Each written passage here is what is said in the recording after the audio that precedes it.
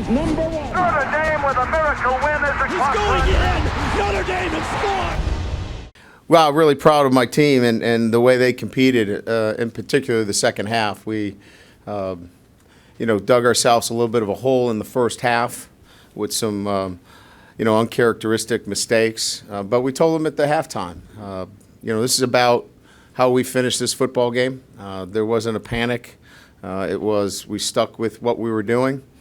It was pretty clear that we were going to be able to control both sides of the ball on the offensive line and defensive line. And, really stuck with our game plan. Came in here wanting to run the football. I thought we controlled that quite well. I think we rushed for over 270 yards. So I think controlling the football for us and playing great defense in the second half has been our formula for winning. And we're not going to go away from that. So, again, I think the thing that was concerning for me the most is when our guys came in, and I didn't sense a great feeling after winning a tough football game. And that's a team that won 10 games last year. That's a bracket buster team in basketball parlance. That's a darn good football team, and our kids hung in there and won the football game. So really pleased to be 7-0. Coach right here. Yeah. It seems like Tommy and Tyler have some type of special relationship going. He targeted Tyler against Stanford as soon as he went in, and then today I want to say it was 3 of the first 4 passes or 3 of the first 5 were targeting Tyler. What's the reason for that? I don't think that there's anything more than the routes that we were called were specifically to get Eifert the football. So, if you look at the first catch, a stick route off the Mike linebacker to get it rolling. One-on-one, we lined him up on the outside one-on-one and just let him go. So I think there's no magic there. They clearly are very close friends. We all know that. They've been together for a while. But the routes were called to get him the football, and we connected on those opportunities. Coach, when Theo Riddick provided a great spark for you guys in the second half, can you expand on that a little bit? Just ran really hard, north and south, physical. They're a very good defense. I think they were averaging 75 yards rushing coming in, and, there's going to be some tough times in there. And I think what he did more than anything else is that he ran north and south and he played physical. And that gets an energy for everybody. The old line sees a guy that's really, pounded it in there. I think that he got us that energy that we needed. Brian, you probably addressed this a little bit out with Alex in the field, but what did you see from Everett over the last 48 hours that made you want to go with Tommy, and kind of where do you go from here with Everett? He wanted to play. He made his case. I just felt like at where we were during the week and my evaluation of him cumulatively, I felt like this was the best thing to do. He wasn't he was supportive. He was great on the sideline. But he wanted to get in there as well. So we feel like we've got a kid now that's 100% ready to go for Oklahoma. You talked about the concern about your guys' reaction to winning like this. What concerns you about it, and what do you do to emphasize with them? Yeah, I want them to know that, listen, you can't win games by 28 and 30 points and have all these style points. You need to just find ways to win. That's who we are. There are a lot of teams around the country that have made their programs on winning 7-6 and 13-7, and we've got a lot of those games. It's just who we are. And embrace who we are, I guess is what I'm saying. We just keep fighting, keep playing, and we'll find a way to win. Brian, in the second half, I think you only threw 3 passes the whole half. Talk about that strategy, and what did you see in going into the game where you thought you'd be able to run the ball so well against the third-ranked defense in the country rushing? Well, we just felt like that we matched up well, that they play a lot of different coverages, and if they're going to play a lot of two-deep zone, we always philosophically like to go in thinking about running the football first. And then that's who we are. I mean, we're becoming that kind of football team on offense. You talk about finding an identity. That's why we stuck with it. Even though we were down, we kept running the football. I think we only ran it or threw it 2 or 3 times in the second half. And so it's just our identity and what we do. And there were some opportunities that we probably could have thrown the ball and didn't need to take advantage of it at this point. But, again, that's how we're playing the game now. The second week in a row you got behind at halftime. You haven't really even been behind much as a coach here. How did your players respond to being behind again? I thought the second half, if you take the last 2 weeks, you take the Stanford game, and of course you take this week, I think our kids have played very well in the second half from a deficit. Again, say whatever you want, it goes to the toughness of our football team. They believe they're going to win. There's no question that they believe they're going to win. And if there's any questions out there, that's been eradicated over the last couple of weeks. Brian Bronco was in here. He said that he felt like that was the best BYU's played all year. Did you get a sense evaluating how they played today versus what you saw on tape that they had played up today? Played very well. They're a well-coached football team, very disciplined. They made some plays. That third down long, we're in 2 trail, and they throw a great corner out over Kavari. They made plays when they needed to make some plays. And, we expected their very best. That's what I say. This is a team that, has got a lot of tradition, a lot of history, have won a lot more games over the last few years. And so, again, I thought they played very well. I thought our kids played extremely well in the second half. What did you think today spoke to the maturity of your team, both in the first half, the way they came out, but also in the second half, the way they responded? Yeah, I'm always looking at it's not necessarily how you start, it's how you finish. Now, we'd like to start a little bit better, clearly. There were some fundamental things, a couple of penalties that were untimely, but we're finishing so well, and I think it goes to their conditioning, their mental and physical toughness, and then I think the last thing is they believe that they're going to win football games. It doesn't matter if they're behind.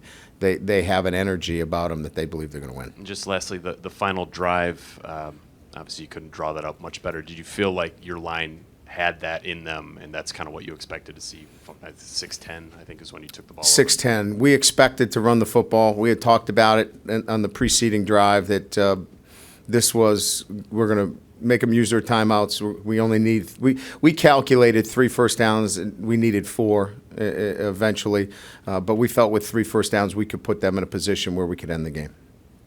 Brian, you said game time decision for the quarterbacks on Thursday. How close to game time did Tommy find out today? It was actually Friday. He found out. I had made my decision after Friday's walkthrough. We were indoors, threw the ball around a little bit, and felt after that time where I saw Everett again. We run what we call 88s. We run 8 plays, high tempo, against our defense on Friday. And that's after that 88 period is when I made my decision. And then was there any circumstance where Everett would have played today? No, there was none. We felt like at that point I made my decision, and the reason for it was mostly health and safety. Coach, at any point, second quarter, third quarter, really before Riddick had the long 55-yard run that seemed to wake everybody up, were you worried about the energy on your sideline, that the team looked sluggish or flat, anything like that? I didn't sense that. I know people will comment on sluggish or flat, or I didn't feel it. I thought fundamentally we did some things. We let the ball outside our defense for the first time in a long time. We had some untimely penalties. We had a PI, face mat, you know what I mean? We had some untimely penalties. And then, of course, the big turnover. We let a ball go through our hands.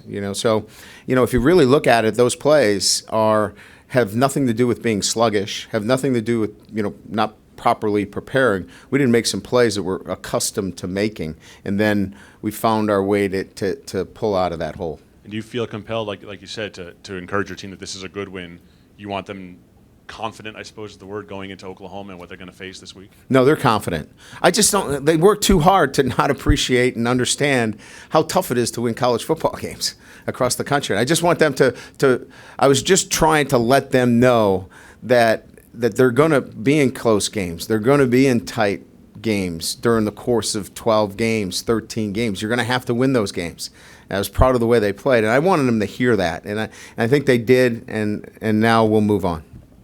Coach Gillette, when you're in these tight games like this, do you rely on your captains any more so to kind of fire up your guys, or do they work extra hard for you, or what do they do?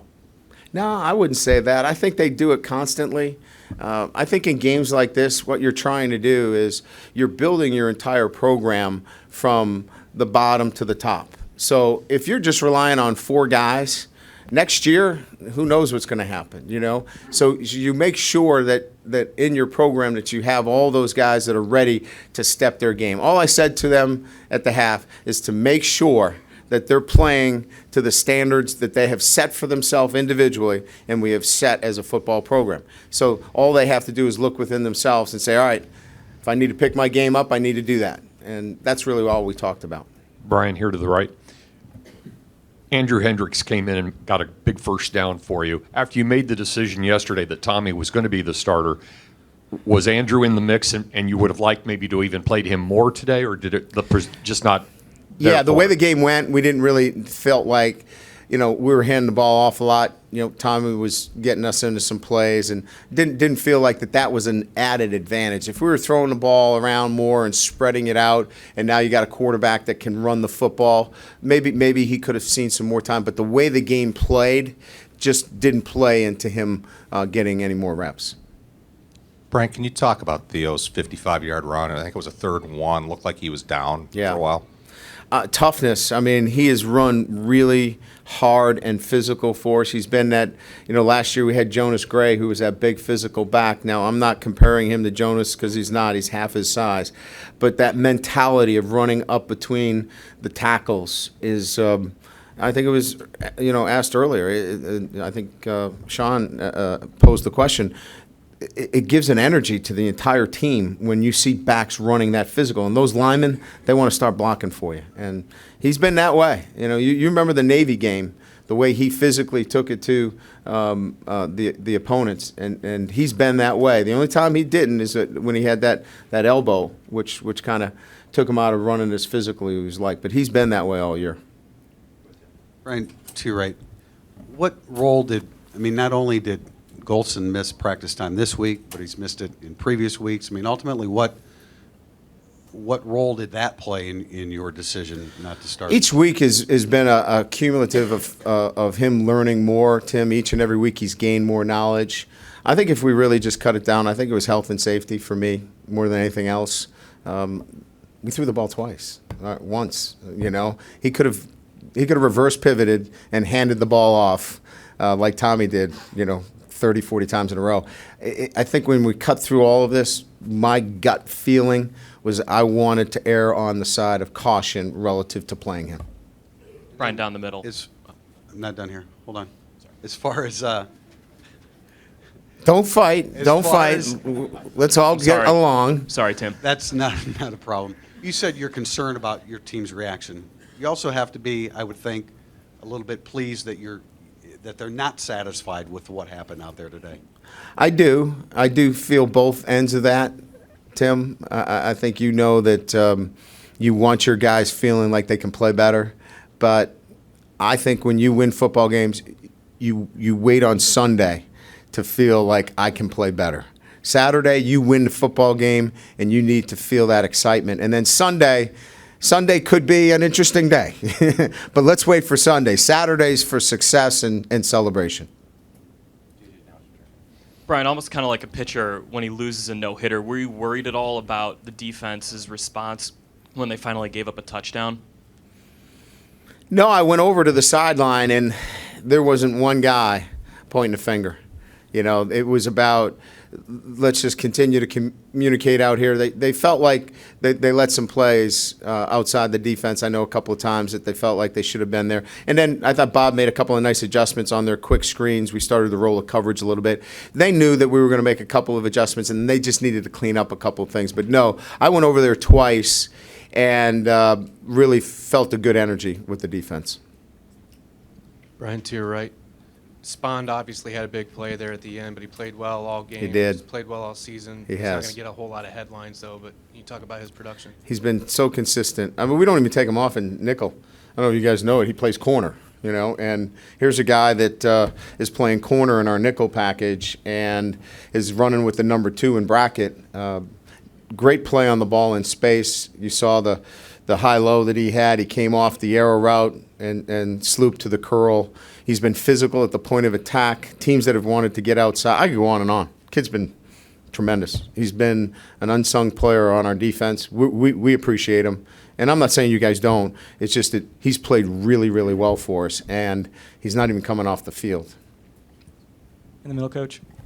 Could you assess Manti Te'o's performance today? Could you talk a little bit about him and his role on the defense? I mean, the guy is all over the field, continuous, all over the field. And I mean in pass coverage, breaking on the ball, setting our defense up. It's not going to change. It's only going to continue to be the same kind of performance week in and week out because he's so well prepared. And just glad he's on our team. Thanks, everyone. We'll play Thank you. shortly.